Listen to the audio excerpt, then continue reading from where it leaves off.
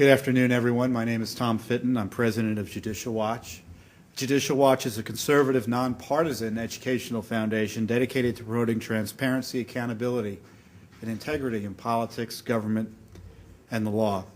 Through its educational endeavors, Judicial Watch advocates high standards of ethics and morality in our nation's public life and seeks to ensure that political and judicial officials obey the law and do not abuse the powers entrusted to them by the American people. Judicial Watch, as a C3, does not endorse or oppose candidates for public office. First elected in 2000, Darrell Issa currently serves as ranking member of the House Oversight and Government Reform Committee and also serves on the House Judiciary Committee. The Congressman represents California's 49th Congressional District, which I believe covers a section of North San Diego County and southwestern Riverside County, and that's between San Diego and L.A.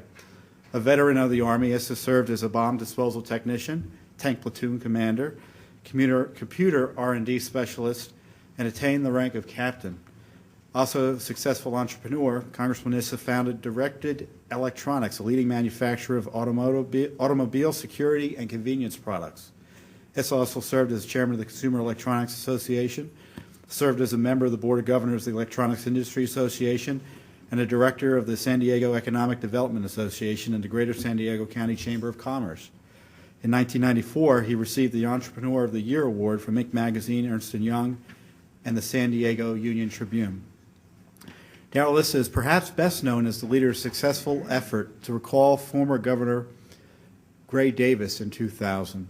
In 1996, he also co-chaired the campaign to pass a California Civil Rights Initiative that ended racial and gender preferences and quotas in state contracting and college admissions. Judicial Watch invited Congressman Issa to make a presentation today regarding oversight of the Obama administration. As ranking member of the House Oversight and Government Reform Committee, it is fair to say that Congressman Issa is the leading investigator in Congress of corruption in and related to the Obama administration. And to his credit, the Congressman has not spared Congress and his fellow Republicans appropriate scrutiny. Under the Obama administration, there has been an unprecedented growth in government. Conservatives and many other Americans know that with bigger government comes bigger corruption.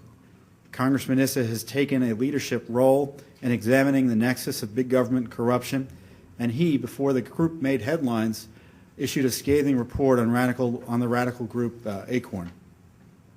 Frankly, if you want to know what is really going on in Washington, you would do well to track the work of Congressman Issa and his crack minority staff on the House Oversight Committee.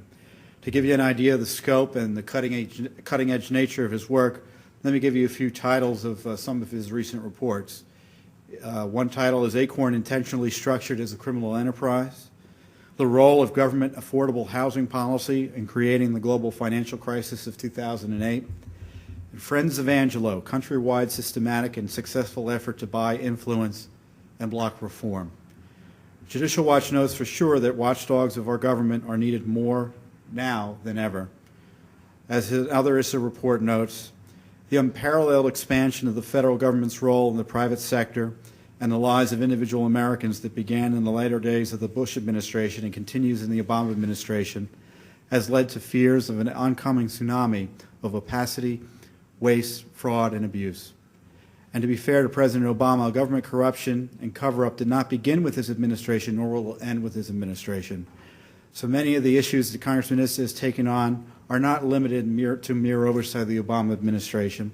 His investigations span administrations, should make members of both political parties uncomfortable, and expose the system of corruption that too often passes for everyday governance in this city. So on that, I guess, happy description of his tough job, I'm happy to introduce the Congressman. Thank you.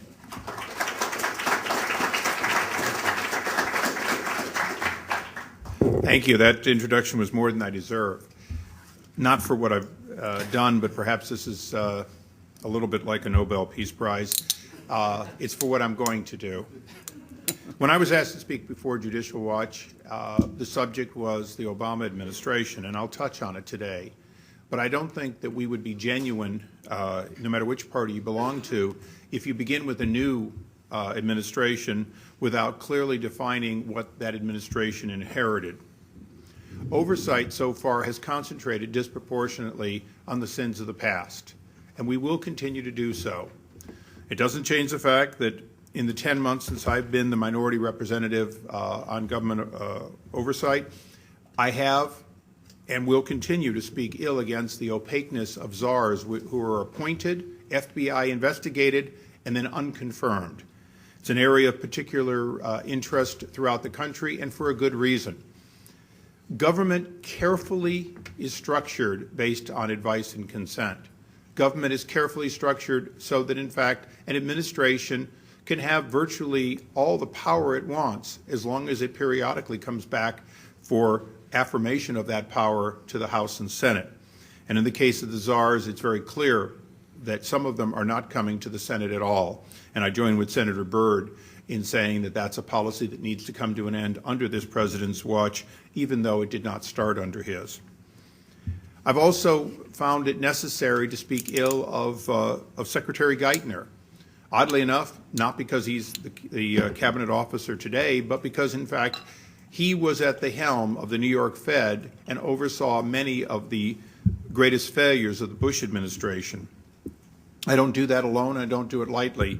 The special IG, or the SIGTARP as we call him, Mr. Borowski, has made it very clear that many of the problems began then, were not corrected then, were not seen then, and are leading to a great cost to us today. I think one of the areas that I'm going to be best remembered for in the short run is calling out Freddie and Fannie for being part of the basis of systemic risk. These GSEs, as they were known, or entities corporate in nature, allowed to operate as private corporations, have PACs, and do major political fundraising and major political support, were allowed to have trillions of dollars of full faith and credit notes that they could issue. Those notes were once slightly different and paid a slight premium.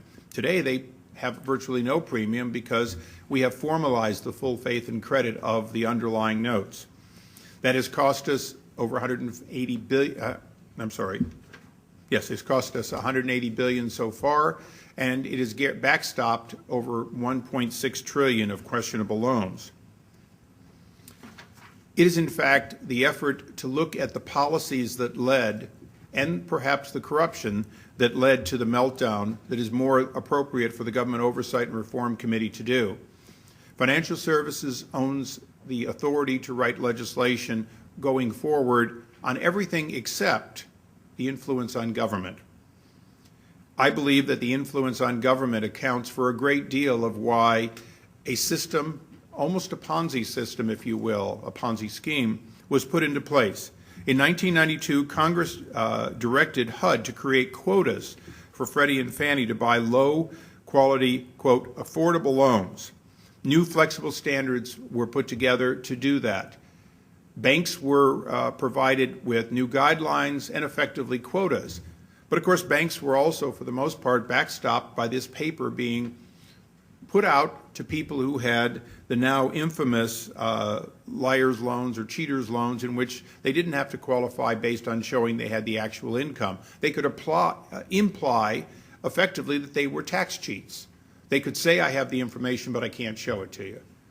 If you think about that, government literally said, we're going to believe you have money you cannot show to us. And for what purpose would that be? So that people who were cheating the federal government out of revenue could in fact do it?